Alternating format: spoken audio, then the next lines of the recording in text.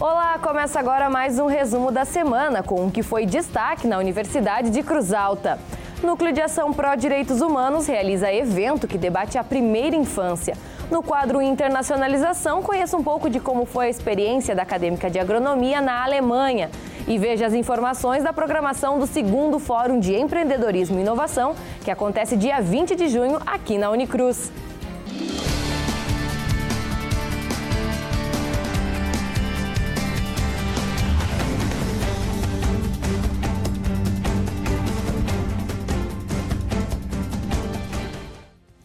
Um dos destaques da semana foi o Seminário Regional sobre a Primeira Infância. O evento foi promovido pelo Núcleo de Ação Pró Direitos Humanos, aqui da Universidade de Cruz Alta. E a discussão contou com autoridades estaduais. Na sexta-feira à noite, o Núcleo Pró Ação Direitos Humanos da Unicruz realizou um seminário regional sobre a primeira infância. O evento debateu sobre as políticas públicas a respeito do empoderamento de mães. O encontro contou com lideranças regionais e locais e aconteceu no Salão Nobre da Unicruz. Pensar em políticas públicas não tem como pensar sozinho, somente coletivamente que a gente vai conseguir, na verdade, colocar em prática. E eu acho que a presença da deputada Manuela Dávila nesse evento denota a importância disso a nível de todas as esferas, né? Então, ela vem do Estado trazendo essa proposta aqui através do vereador Everley Martins, onde a gente teve já uma reunião preparatória com diferentes órgãos e representantes desses órgãos. Então, eu acho que foi muito importante a presença dela na sexta-feira à noite, no sentido de justamente tentar conscientizar as pessoas da importância de se pensar junto e fazer com que essas ações sejam concretizadas na prática e não fiquem somente no papel. 1 ano e 7 meses foi o tempo que uma acadêmica de agronomia realizou o intercâmbio na Alemanha. Nós conversamos com ela para saber mais de como foi essa experiência vivida fora do país.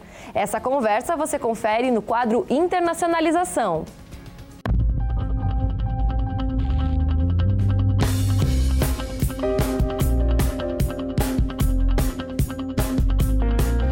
De 2014, Sueli Schmidt, acadêmica do curso de agronomia, estava se preparando para um grande desafio em sua vida, a realização de um intercâmbio para a Alemanha.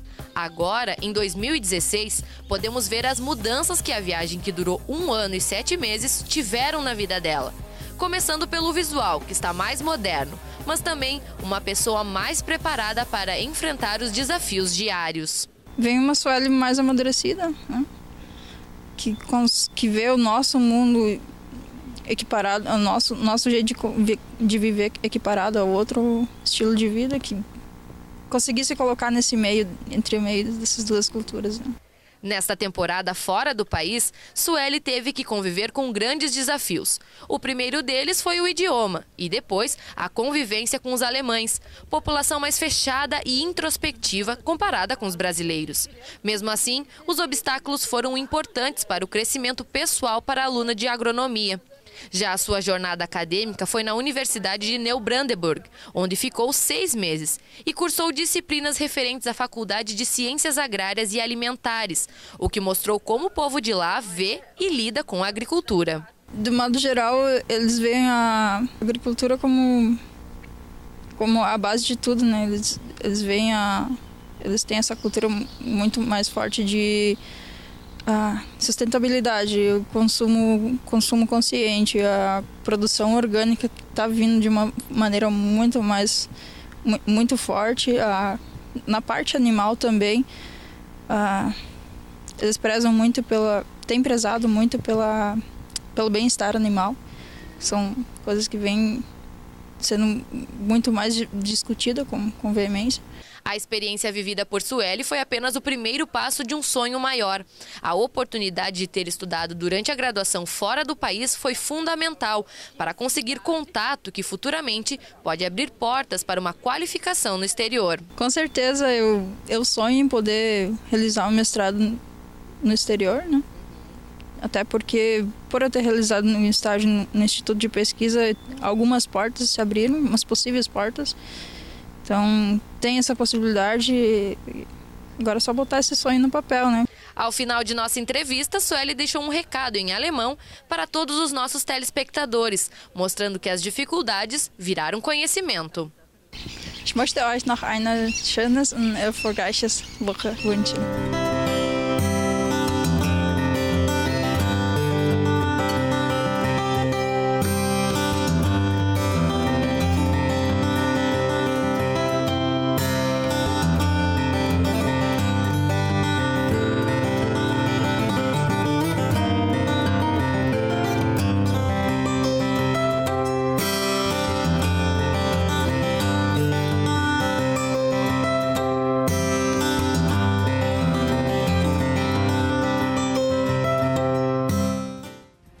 Realizada na segunda-feira à noite, dia 13 de junho, aqui no campus universitário, uma palestra sobre agressão e abuso infantil. A ação foi promovida pelo coletivo Ubuntu e esse primeiro evento foi realizado em homenagem ao Dia Mundial das Crianças Vítimas de Agressão.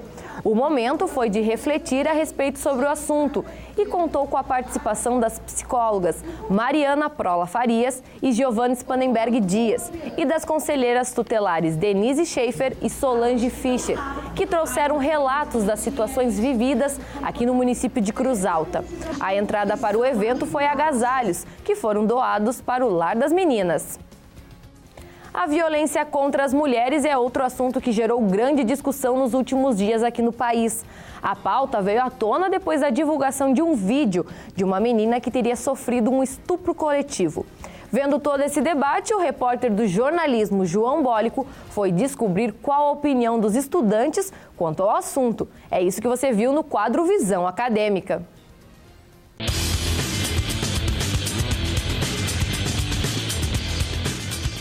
Fala galera, Visão Acadêmica no ar.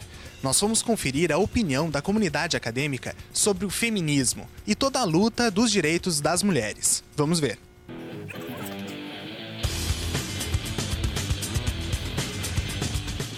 Eu acho que é um movimento que está mostrando a cara, né? A questão dos direitos propriamente ditos, essa questão de ir à luta mesmo. Se percebe bastante que elas lutam em relação a isso, né? Aos direitos das mulheres.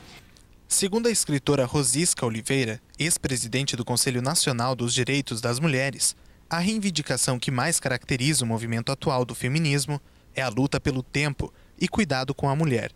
Ressalta ela que precisamos reorganizar o mercado, flexibilizar horários e locais de trabalho, além de cuidar tanto da vida do homem quanto da mulher, afirmou ela. Em junho, uma menina de 16 anos alegou ter sido estuprada por mais de 30 homens no Rio de Janeiro, e uma grande repercussão trouxe questões de conscientização contra a cultura do estupro. A agressão por parte das pessoas em relação à mulher, tanto pela maneira como ela se porta, como ela se veste, eu acho que isso não justifica de maneira nenhuma, sabe? Esse movimento todo é importante, principalmente não só no sentido da mulher desejar e querer, né, que os seus direitos sejam equiparados, sejam iguais, mas também para que sejam ouvidas e sejam respeitadas. Então esse movimento, eu acredito que ele é muito positivo nesse sentido. Não é porque a mulher é frágil ou não pode fazer certas coisas. Eu acho que a mulher tem direito igual ao homem e da mesma maneira como todos.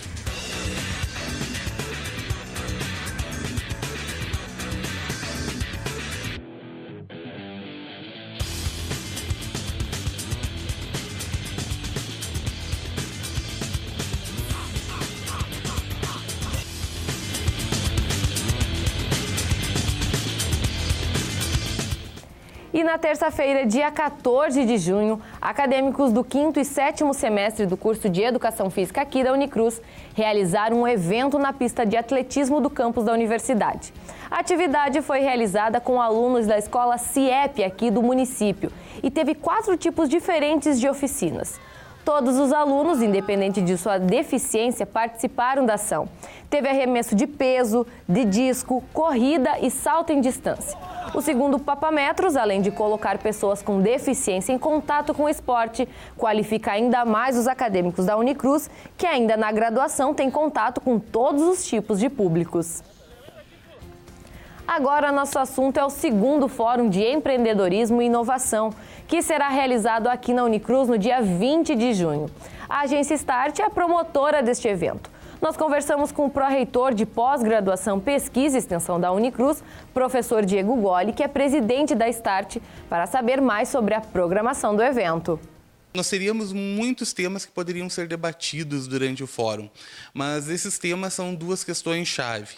A primeira, que é o tema que será relacionado ao desenvolvimento social na região do Conselho Regional de Desenvolvimento do Alto Jacuí, é um tema fundamental quando se pensa em desenvolvimento, empreendedorismo e inovação, porque é uma condição indispensável conhecer o cenário, conhecer qual é o status quo do desenvolvimento social na região.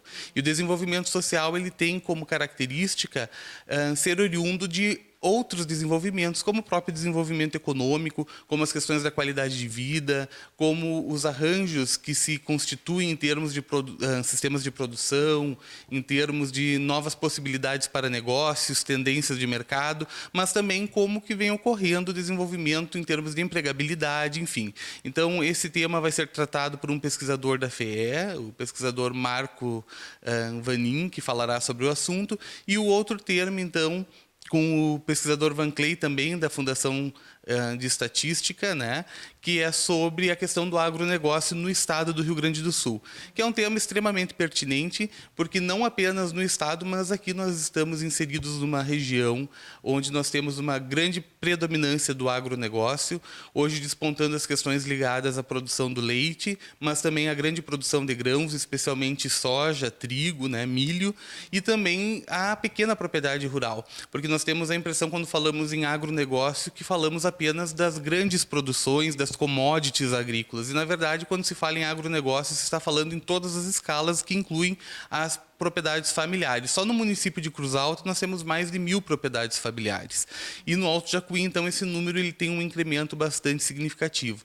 É um tema pertinente, importante, para que a gente possa, a partir desse segundo fórum, projetar novas ações para desenvolver daqui para frente, né? O momento também dessa segunda edição vai ser um momento onde vai ter uma assinatura de um convênio entre a Unicruz e o Sebrae e vai ter o lançamento do projeto Negócio a Negócio. Queria que o senhor pudesse falar um pouquinho mais do que é esse projeto Negócio a Negócio. Na verdade, nós temos, então, no dia 20, estará ocorrendo o fórum, ele tem início às 14 horas, né, para o credenciamento, uma abertura às 14 horas e 15 minutos, às 14h30 a primeira palestra, às 15 horas a segunda palestra, um breve intervalo para um coffee break, e na sequência nós temos, então, a assinatura desse convênio. É uma articulação bastante importante que a universidade deu início, com um papel bastante protagonista do professor Carlos Eduardo Tavares, que articulou com o Sebrae este convênio e com a implantação, então, deste projeto conhecido como Negócio a Negócio aqui na universidade, que vem trabalhar junto às empresas questões que envolvem empreendedorismo, desenvolvimento e esse espírito empreendedor. E depois, por fim, então, após a assinatura, nós temos um outro momento, já encaminhando para o encerramento do evento, que é mostrar um pouco do que ocorreu de 2015 até, então, essa segunda edição do Fórum de Empreendedorismo e Inovação, um pouco dos apontamentos que foram feitos em reuniões que ocorreram estrategicamente a partir do que se apresentou no evento e, por fim, o que será feito, então, da hora avante, após esse evento, para que nós possamos pensar numa ação concreta, ou melhor, em ações concretas, para que o evento ele não seja pontual, mas que ele seja um local de estímulo ao pensar o desenvolvimento empreendedor na região. E para finalizar o nosso programa, na reportagem da Rede Prosa, nós mostramos que em Santa Maria, na região central do estado, um dos locais símbolo do período ferroviário é a Vila Belga. Mas o que muitas pessoas talvez não saibam é que existiu outra vila operária na cidade. Com o objetivo de resgatar a história e preservar este espaço, é que foi desenvolvido um projeto de pesquisa pelo curso de Arquitetura e Urbanismo do Centro Universitário Franciscano. A reportagem é da TV Unifra.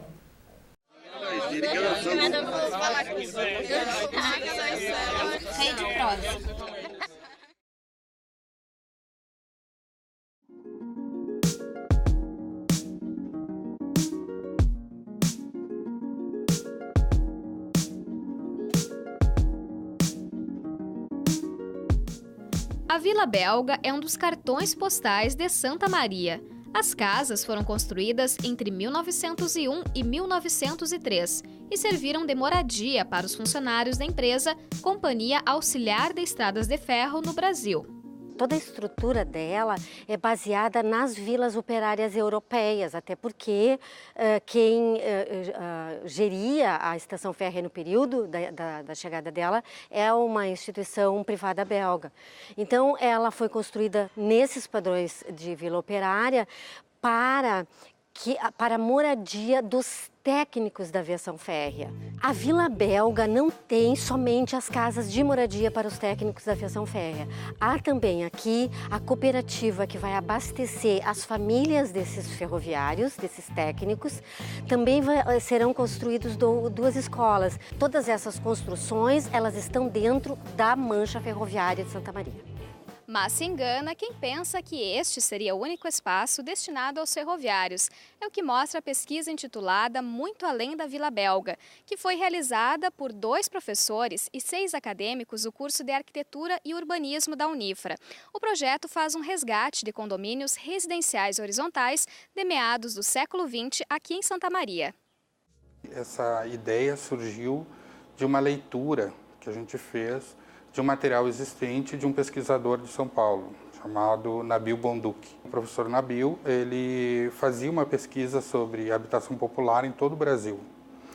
E nós vimos nessa publicação que Santa Maria era citada como uma cidade que continha, né, vilas operárias. Evidentemente, a Vila Belga é uma vila operária de conhecimento geral. Nós queríamos saber outras, já que Santa Maria era um centro ferroviário por excelência. Foi então que os pesquisadores descobriram a Vila Valdemar Rodrigues, que fica no bairro Carolina. Ela seria composta por 55 casas e acredita-se que a construção das residências teve início no ano de 1950, sendo inaugurada em 1960. Para compreender este espaço e resgatar o patrimônio histórico ferroviário, os integrantes do projeto utilizaram mapas de época encontrados na Prefeitura de Santa Maria. A partir desses mapas, nós fizemos visitas ao local e fizemos medições nas residências existentes. E a partir então dessas medições, acabamos construindo modelos em 3 dimensões e também fizemos graficação 2D em 2 dimensões, né, no AutoCAD. E quando a gente fez a pesquisa, nós não achamos essa vila, foi até difícil de achar ela. É isso para mostrar que a população de Santa Maria não tinha conhecimento dessa vila. E até um fato engraçado que quando nós chegamos na Vila Carolina em si, eles nos corrigiam, não, aqui é Vila Valdemar Rodrigues. Nós gostamos que seja chamada como Vila Valdemar Rodrigues. Algumas residências mantêm a infraestrutura original, como esta, que é composta por 6 cômodos. No local, vive há 18 anos o professor Oswaldir, mais conhecido como Chico. Para ele, a pesquisa é fundamental na recuperação de parte da história ferroviária de Santa Maria, que até então estava esquecida.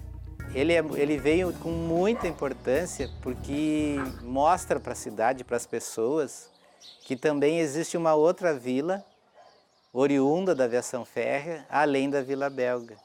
E uma coisa importante assim que nós ficamos do projeto da malha ferroviária, o mancha da ferrovia, e nos deixou fora. E nós somos filhos de funcionários da rede, e nós ficamos fora. Então, esse projeto ele vem assim fechar com tudo aquilo que a gente pensa. As pessoas aqui que têm uma representatividade na vida. É possível encontrar moradias geminadas ou isoladas. O interior das residências, que ainda possui a infraestrutura original, tem divisórias de madeira. Já a parte externa é de alvenaria. Estas e outras peculiaridades das construções dos anos 50 foram analisadas pelos acadêmicos. Consegui colocar em prática as teorias que eu tive no caso do 7º semestre, que foi a disciplina de Teoria do Restauro, e no 8º semestre o ateliê para existência, que é, no caso, restaurar uma estação ferroviária. E isso foi muito interessante, porque a gente tem a história de Santa Maria, que é basicamente toda baseada na ferrovia, na história ferroviária. E isso, como aluno, foi muito bom.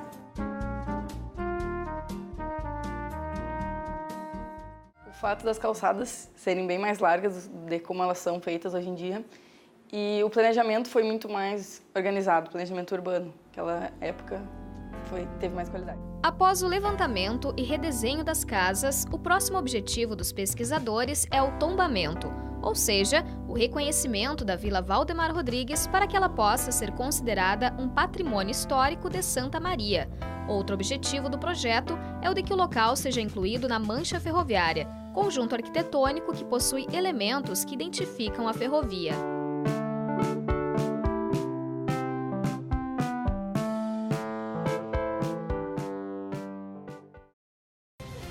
O resumo da semana chegou ao fim. Para se manter atualizado sobre as informações da Universidade de Cruz Alta, acesse nossos perfis nas redes sociais. Bom final de semana para todo mundo e até a próxima!